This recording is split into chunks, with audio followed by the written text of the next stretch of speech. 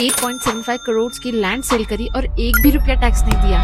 कैसे? रिसेंटली भरूच अहमदाबाद के एक फार्मर ने अपने एग्रीकल्चर लैंड सेल की और सेल के बाद ना ITR फाइल किया ना कैपिटल गेन टैक्स पे किया, क्योंकि एग्रीकल्चर लैंड तो एग्जम्प्ट होती है, सभी को पता है। लेकिन इनकम टैक्स डिपार्टमेंट नहीं माना। उन्होंने बोला कि ये लैंड एग्रीकल्चर यूज में नहीं है, इसलिए इसकी सेल पर कैपिटल गेन टैक्स देना पड़ेगा। इस वजह से उसका केस रीओपन हुआ, असेसमेंट ऑर्डर पास हुआ और लॉन्ग टर्म कैपिटल गेन पर टैक्स निकाला गया। फिर SSC अपील में गया, पहले CIT के पास, बट वहां उसे रिलीफ नहीं मिला, तो फिर वो गया इनकम टैक्स अपीलेट ट्रिब्यूनल यानी कि ITAT अहमदाबाद के पास। ITAT ने डिपार्टमेंट से एक सिंपल सा सवाल पूछा कि किस बेसिस पर आप इस लैंड को कैपिटल एसेट मान रहे हो। तो डिपार्टमेंट ने कहा कि लैंड इंडस्ट्रियल पर्पस के लिए यूज हुई है, इसलिए इसकी एग्रीकल्चर लैंड की कंडीशन सेटिस्फाई नहीं हो रही है, तो टैक्स बनता है। फिर ITAT ने टाइमलाइन चेक की और पता चला कि इंडस्ट्रियल कन्वर्जन सेल के बाद हुआ था, जो कि बायर ने कराया था, सेल के टाइम या उससे पहले नहीं हुआ, which means taxability is decided on the date of sale and not future events. इसलिए इनकम टैक्स एक्ट 1961 के सेक्शन 2 सब सेक्शन 14 के अकॉर्डिंग